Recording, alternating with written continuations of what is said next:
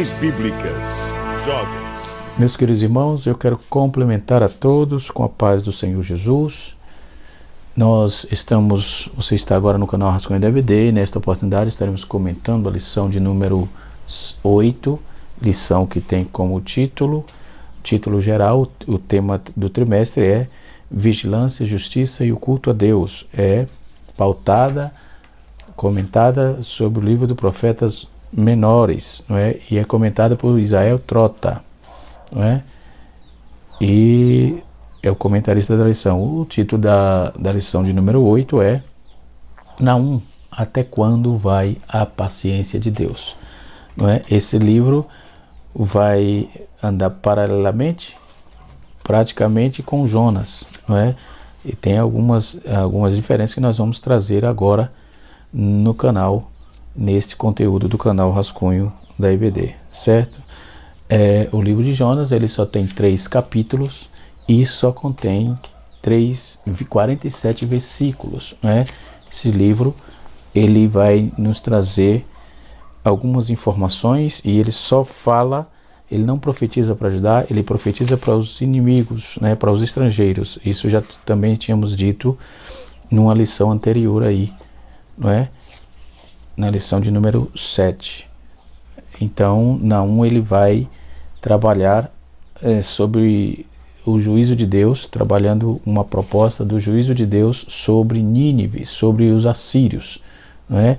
Que é taxada uma das nações mais sangrentas e inimigas do povo de Israel. Dentro dessa proposta, nós vamos trabalhar em cima dessa questão, tá certo? O nome de Nínive, ou seja, o nome de Naum, é um nome que significa consolador, não é? O nome de Nínive significa consolador. Não temos muita coisa para falar dele, a genealogia dele é muito escassa, não é? Mas a Bíblia o chama de Eucocita, ele era de Elcócis. E nós temos aqui algumas visões relacionadas a essa questão, ou seja, o período, né, que ele profetizou, a origem de Naum, né? Essa Alcosta, ou Alcota, era uma cidade perto da Filistia de Judá, conforme está escrito no seu livro, no capítulo 1, versículo 1.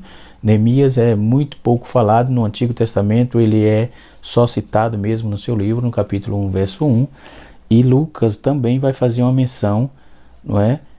No capítulo, Lucas, capítulo de número, deixa eu me ver aqui, capítulo 3, versículo 25, não é? No Novo Testamento, certo? Quando vamos trabalhar isso, nós vamos ver o John Marcaton, ele vai fazer uma observação, vai nos lembrar que o profeta, por ser desconhecido, o que precisava estar em evidência era o valor dele não estava na personalidade dele, na pessoa, ou de se ele era conhecido ou não. Estava dentro do conteúdo da mensagem que ele proclamava, não é? Então o profeta, ele não podia ser tanta notabilidade como tinha Isaías ou muitos outros, não é?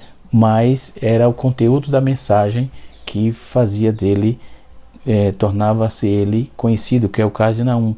Pouco se fala desse livro, não é? Os livros do profeta menor, porque são os livros, principalmente Naum, vai trabalhar com respeito ao juízo de Deus, não é? E em contraponto do juízo vem a longanimidade, não é? Então eu falei que o livro trabalha paralelo com Jonas, nós vamos trabalhar essa proposta doravante, tá certo? Quando vamos falar no capítulo 1, versículos 6 e 7, ele diz assim: a ira do Senhor arde como fogo, o Senhor é amável e é um refúgio em momento de angústia, e conhece os que confiam nele. Naum, capítulo 1, versículo de número 6 e 7. Então o nome significa consolador, é uma personagem muito pouco conhecida na Bíblia, só é citada uma vez aqui no Antigo Testamento, e no Novo Testamento faz menção lá em Lucas capítulo 3, verso 25. Então esse livro é uma pronúncia contra a capital Nínive. Ora, aí vem a pergunta, e Jonas? Nós não estudamos que Jonas foi lá e o povo aceitou a mensagem de Deus? Sim, cerca de 150 anos depois, ele estava totalmente atolado outra vez no pecado e fazendo tudo que não agradava ao Senhor. Desta feita, não teve jeito, Deus mandou juízo, né, para ele. Eles eram perigosos, foi o motivo pelo qual Jonas não quis ir lá, mas ele foi lá, falou 5 palavras e Deus salvou, teve misericórdia, porque a ideia de Jonas era que Deus punisse. Nós já tratamos sobre isso, né? Se você quer saber um pouco mais, você é jovem e ainda não passou no vídeo, não passou nessa proposta, você pode ir lá na 5ª lição, se não me foge da memória, onde estudamos sobre Jonas. Deixa eu ver, nós estudamos na lição 6, precisamente, nós temos essas informações, certo? Agora estamos na lição 8 e estamos trabalhando também, enquanto Jonas falou lá e ele se converteu, no caso, Naum trouxe o juízo pesado, não é, que Deus havia dito a ele, não é? Então, quando a pronúncia da capital do Império Assírio, por exemplo, então o cumprimento histórico dessa pronúncia profética aí atestar a autenticidade do livro, ok? Então o livro teria sido escrito aí depois da cidade egípcia de Non-Amon, que é também conhecida como Tebas, né? Lá do Egito, sofre uma derrota no século 7 a.C. e aí completado antes do predita do período de Nínive, em 632 a.C. Então os teólogos vão dividir quanto à data que o livro foi escrito, tal, o livro no caso de Naum, e alguns entendem que é pouco posterior ao saque de Tebas, no caso 632, 633 no caso, porque outros entendem que a profecia é um pouco anterior à conquista de Nínive, 612, não é? Antes de Cristo. Então vai haver essa divergência de quando ele foi escrito. Não, na história antiga, como na moderna, as grandes potências se sucedem e lutam na ânsia de predominar o mundo e os homens, né? Então esse livro contém a visão da queda de um desses impérios, o Império Assírio, o leão que enchia a taça de caça, né? Conforme está escrito no capítulo 2, versículo 13, o opressor de Israel. Então esse livro contém essas observações. O opressor de Israel, no capítulo 1, versículo 12 e 13, né? Então, e é um canto do oprimido, que sentia a libertação que se aproximava. Então, porque o império que dominava as nações estavam prestes a vir abaixo, estava prestes a demolir. Então, com Deus não se brinca, Deus é justo e não folga com injustiça. Ponto. Isto é um ponto pacífico, mas ele é longânimo, porque 150 anos antes, ele havia enviado Jonas para pregar uma mensagem pacífica, para dizer ao povo que se arrependesse. E Jonas trouxe lá, Deus teve misericórdia, trouxe a palavra, Deus teve misericórdia e aquele povo ouviu e Deus tirou todo o castigo que tinha. Mas nesta oportunidade, 150 anos depois, ele estava totalmente sendo desolado pelo pecado, totalmente fazendo tudo que não agradava ao Senhor, não é? Então, quando vamos ver um salmo inicial, lá mostra que Javé, como juiz, ele age na história. O que está em pauta aí é que Deus age na história de toda a humanidade. Ponto. Então, Deus não está ausente em nada do que está acontecendo, tanto no passado, no presente e no futuro. No passado ele esteve, no presente ele está e no futuro estará. Ponto. Isto aí não tem o que fazer. Mas como você sabe isso no futuro? Porque Deus, ele é atemporal, certo? Deus, ele não conta tempo. Por esse fator, a história sempre passa por ele. Não tem como ter história se Deus não permitir, ok? Então, Deus controla, Deus está, Deus é, dentro do contexto da história, entendeu? Então, ele é o juiz da história. Ele e Naum, no capítulo 1, versículo 2 a 8, ele apresenta Deus como um Deus ciumento, um vingador, cheio de furor e tal. E ao mesmo tempo que como Deus bom. Então, o abrigo para os que são perseguidos, no versículo 7. Já este salmo, esse canto, não é, esta profecia, no caso aqui, Deus, o Senhor, aparece como o Senhor de tudo e de todos. Então, os oprimidos e os opressores. Então, tanto aqueles que são oprimidos como os opressores, Deus é Senhor de todos. Ele está controlando tudo. Na hora exata, no tempo certo, no tempo dele, ele vai agir conforme o que ele achar mistério, o que ele achar como provém. Então, de maneira diferente, nas sentenças seguintes, você vai ver no capítulo 1, versículo 9 até o capítulo 2, não é? Vai ser dirigida altamente ao oprimido Judá. Então, o opressor era a Síria e o oprimido era Judá. Então, Deus ele vai se apresentar alternadamente como vingador e bom para Judá, bom para os opressores como vingador. Então, a ruína de Nínive nós vamos encontrar no capítulo 2, no seu versículo de número 2 até o versículo 3 e o versículo 19. Então é descrito aqui de forma grandiosa, sem meio termo, porque Deus não trabalha com conversinha, com pé de ouvido, não, Deus é e ponto. Então o que ele tem de falar, ele vai falar e ponto. Explicação, Deus não complica nada, ele trabalha dentro da visão que ele, o Deus da história, o Deus que manda, o Deus que ordena, que sabe tanto bom quanto ruim. Então alguém pode dizer, por que Deus mata? Por que Deus permite isso? Então por que o ser humano não ouve a mensagem de Deus, não atenta para a mensagem de Deus, né? Então a capital da Síria é descrita de maneira grandiosa e sem meio termos, não deixando aí dúvidas sobre quem destrói a capital secundária idólatra é o próprio Deus. Ele não olha, foi por causa de fulano, não transfere culpa. Deus, quem é que vai culpar Deus, né? Então ele faz o trabalho, porque ele comanda tudo, ele sabe o que fez, sabe o que estava fazendo e sabe o que fará. Então, tratando sempre essa questão de Deus bom e o Deus vingador. No capítulo 2, versículo 14, versículo 3 e 5, Naum também vai falar sobre essa capital sanguinária e idólatra, e é ele que destrói essa capital, é Deus que vai trabalhar isso.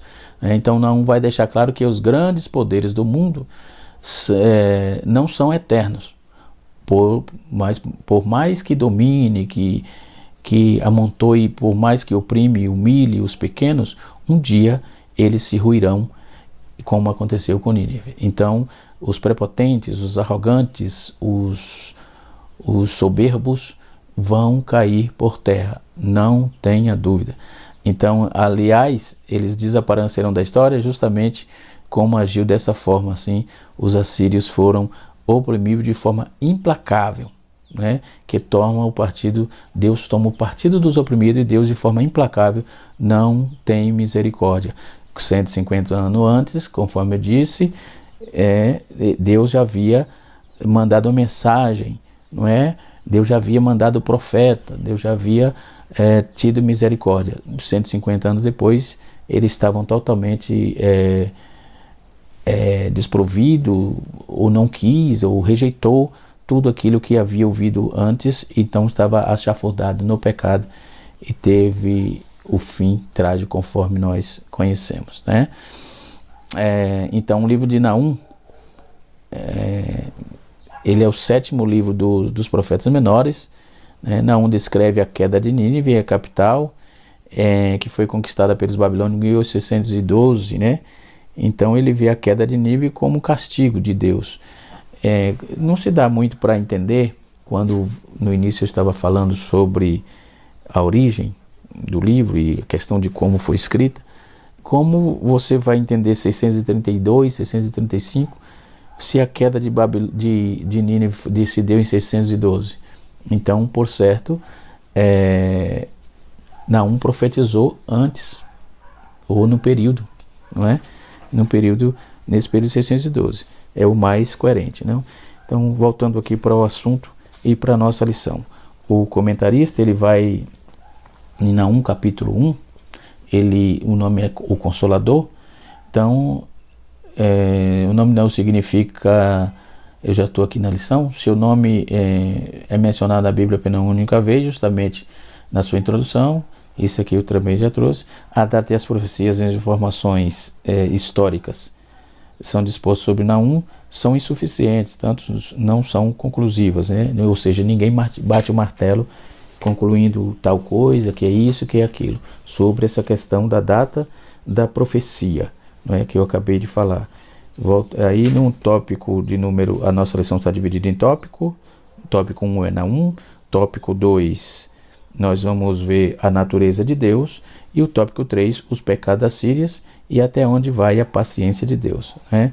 A ganância, a injustiça, a violência, a soberba, tudo isso eu já trouxe dentro do nosso escopo estrutural do que estamos dizendo, né?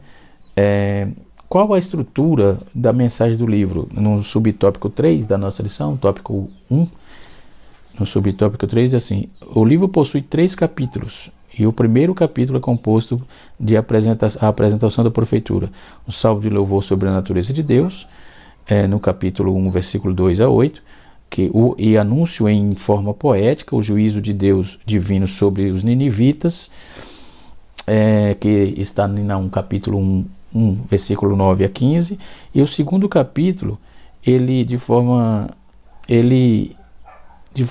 vai trazer a questão da queda, né, de Nínive, no capítulo 2, verso 1, pois ele vai descrever o invasor aqui, né, de forma que o ataque, o invasor está no capítulo 2, versículo 3, e o ataque está dentro do capítulo 2, versículo 4 e 5, não é? A queda da cidade, ele vai trazer no capítulo 2, versículo 6 e 7, os tesouros seriam saqueados, no capítulo 2, verso 9, e provocado uma grande desolação.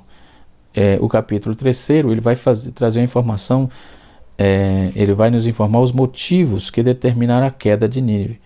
O tom do livro é severo, então a mensagem vai constituir o peso, ou seja, uma sentença, né, judicial e austera da parte de Deus. Então, o peso começa no capítulo 1, deixa eu pegar uma Bíblia aqui, capítulo 1, verso 1, vai logo dizer assim, eu vou ler aqui na nova versão transformadora da Bíblia, não é?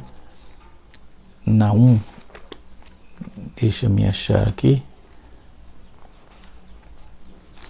Naum,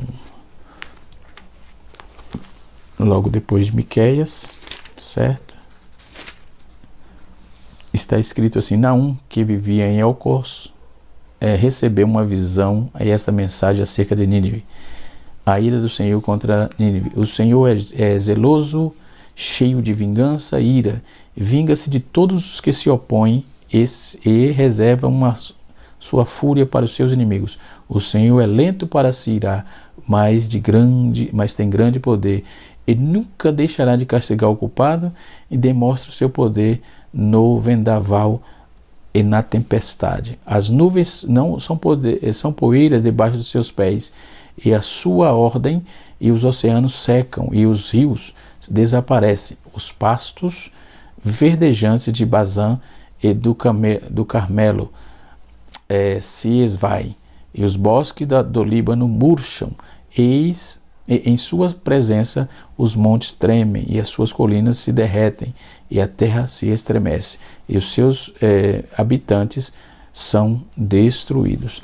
A mensagem é muito forte, muito contundente, e não tem rodeio, né? Conforme eu já disse no início do vídeo, não tem rodeio, porque Deus não trabalha com rodeio. Deus é objetivo, é bênção, é castigo, não tem muito o que fazer, porque ele é misericordioso, longânimo, vai protelando, a gente, no nosso português, né, ele vai protelando, dando corda, como diz lá no Nordeste, né?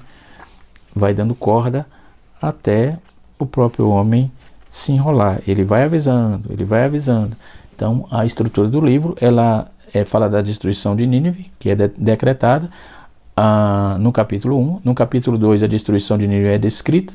E no capítulo 3, a destruição de Nínive é apoiada, né?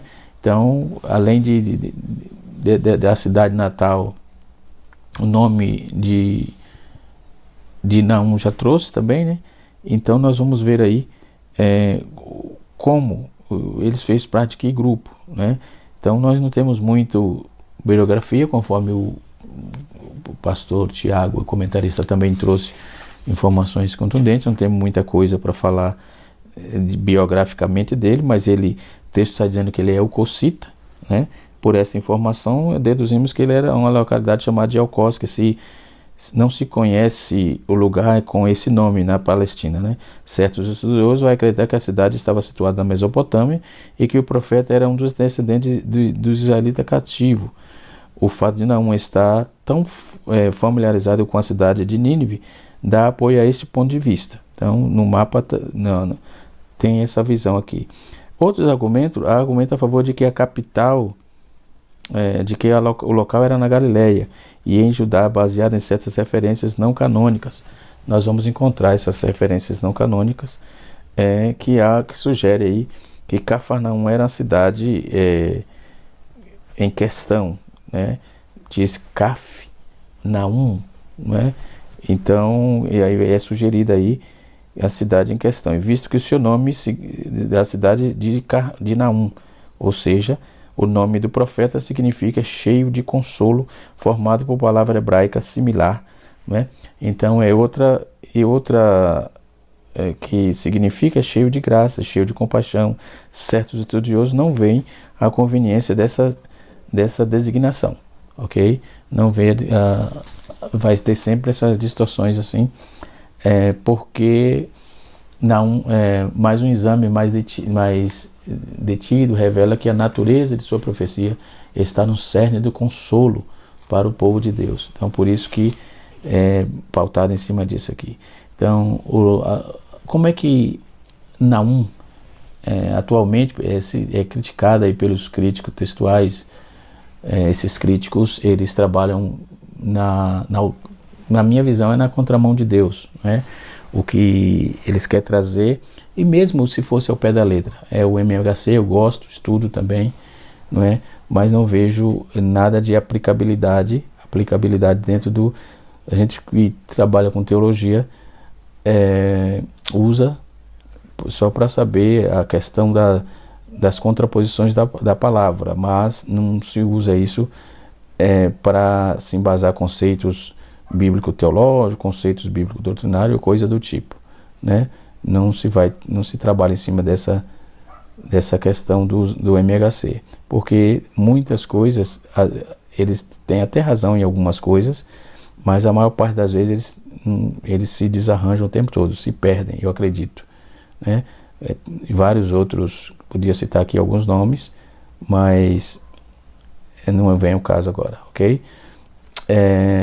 Dentro da realidade, da sua própria essência, além das críticas citadas, os estudiosos criticam Naum por ser cegamente patriótico e nacionalista, por ignorar o pecado de Israel. Estou falando porque é para a classe de jovens, e que você vai para uma escola teológica aí, e o camarada vai tentar te trazer visões assim, visões totalmente fora de contexto bíblico, né? Mas aí você tem como se defender, certo? O aprendizado é bom por isso, né? Que você tem como se defender. Então, primeiro, os críticos eles vão dizer que atualmente a profecia não é criticada com base em certas pressuposições sobre Deus. Há quem diga que o livro carece de valor de sua mensagem, é ética e teologicamente deficiente. Este raciocínio fundamenta-se no parecer de que um Deus que exclui todo o senso de ira ou justiça que declara que a natureza do Senhor é não punitiva. Esse ponto de vista já está andando nas igrejas aí, porque tem gente que só prega o amor, não prega a justiça. O que está falando aqui não é ódio de Deus, está falando da justiça. porque Deus já havia dado a oportunidade 150 anos antes, não é? E eles aceitaram, eles aceitaram a mensagem. Deus traçou isso como um perdão e tal, mesmo que Jonas, conforme eu disse no início do vídeo, foi contraposto a isso, porque fugiu e tal, mas Deus fez a sua vontade, levando lá aos ninivitas, aos assírios, a mensagem. Esses mesmos ninivitas, os seus povos, foram perseguidores, foram sanguinários, foram terríveis, um dos mais perversos da história, e Deus trouxe juízo a eles. Então os críticos realmente, na minha visão, está totalmente desprovido de crédito, porque Deus é justo, ponto. Então vivemos um período em que as pessoas trabalham, querem ser crente a seu bel prazer, a seu modo, e Deus tem a sua palavra e Ele vela para que possa cumprir. E essa questão de velar é o cuidado. Deus não se deixa escarnecer, não é? Ele é tardio em irar-se, Ele é longânimo, sim, é o que apresenta o livro de Naum, mas a justiça dele é severa e não falha. Então, o ponto de vista bíblico mostra que o antagonismo do pecado ao pecado e o seu devido castigo são compatíveis com a natureza divina. Então ele é, na realidade, a sua própria essência, além das críticas citadas. Os estudiosos criticam, por exemplo, Naum pelo seguinte fato: ser cegamente patriótico e nacionalista ao ignorar o pecado de Israel. Manifestar aversão maliciosa, aliás, uma versão maliciosa, a alegria, a mal intencionada com a destruição de Jerusalém. Ser profeta no judaísmo, principalmente, ser falso profeta em comparação aos outros mensageiros de Deus. E a quinta posição é refletir uma escatologia pan-babilônica causada aí a acusação relativa a Nínive, ignora os pecados de seu povo, e está implicitamente em capítulo 1, versículo 12, e também se relaciona com as considerações sobre a data do livro. Então, há 3 fatores a serem considerados que vão fixar sobre a data da profecia, não é? Já trouxemos isso aqui. Em primeiro lugar, a referência do capítulo 3, versículo 8 e 10, não é? Fala da destruição da Síria, da cidade egípcia de Tebas. E conforme a tradição mais recente, Mol Amon, que está na revista corrigida, na atualizada revista corrigida, na atualizada também, na Bíblia atualizada. Então o texto diz claramente que o acontecimento está no passado. Então a data da queda dessa cidade foi em 1663, ou em 663, ou melhor, né? Esta foi o próprio oráculo, tal, subsequente. Então, conforme eu já trouxe aqui, essa visão bíblico-teológica e essas informações aqui, tá certo? Voltando aqui para a nossa lição, até porque não saímos dela, né? Estamos ainda no fundo histórico. Agora, como a natureza de Deus, a longanimidade de Deus, rebatendo aí os críticos, né? Naum louva a Deus por sua natureza divina, não é? Deus é zeloso, Ele é zeloso, Ele toma vingança, Ele é cheio de furor, e guarda a ira contra os inimigos, é tardio em irar-se, e grande em força, e bom, e conhece os que confiam nele. Então, na natureza divina, bondade e ira, longanimidade e vingança não são atributos excludentes, não, mas interrelacionais de Deus. E é tão perfeito aí que tem a medida certa, né? E é o tempo preciso de cada ação. Então, conforme eu também já disse no início do nosso conteúdo, do nosso vídeo, não é? Sobre essa bondade de Deus. Então, Deus, Ele é soberano. Então, as nuvens são como o pó da terra, a terra se levanta na sua presença. É soberano quando a Bíblia diz que é tardio em irar-se, está afirmando que Ele se ira, mas antes, por ser compassivo, concede chance para o arrependimento.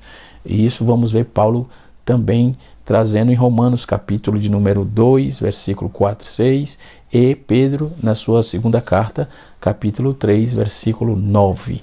Não é? Então, Deus não é esse monstro que se pregam, Não, Deus é amor, mas Ele é justiça. Portanto, não existe amor de Deus que não seja aliado à justiça. ok?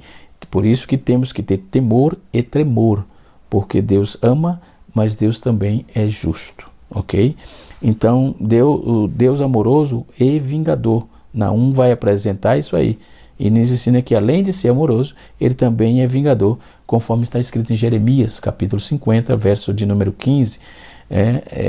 Essa lição ela é muito simples e muito objetiva. O comentarista traz um bojo de informação histórico-bíblico-teológica muito importante, não é? Então, o Senhor é bom. Então, o retrato pintado por Naum, ele é do temor que a natureza, que nutre Deus, poderia ser, a princípio, apresentado em uma ideia errada sobre o Criador. Por isso, o profeta tratou de atestar que o Senhor é bom e não pode ser associado a atributos opostos. Não, a bondade de Deus, nesse caso, não está apenas no contraste contra o mal, mas também contra o mal. E se não fosse assim, a bondade resultaria, né, em omissão e seria falhas e benevolência divina. E não deixa Deus vulnerável ou fragilizado. Então, é hora de executar o seu juízo, pelo contrário, quando é necessário, persegue os seus inimigos com trevas. Está escrito em Isaías capítulo 42, versículo 13. Então, quer estar bem com a vida? Esteja de bem com Deus. Glória ao nome do Senhor. Porque se ficar cometendo injustiça, Deus virá como juiz. E ele vindo como juiz, não tem nem o que fazer, certo? Não tem nem o que fazer. Então, nós vamos observar que todo esse contexto de informação, Naum ele vai trazer assuntos sobejos aqui.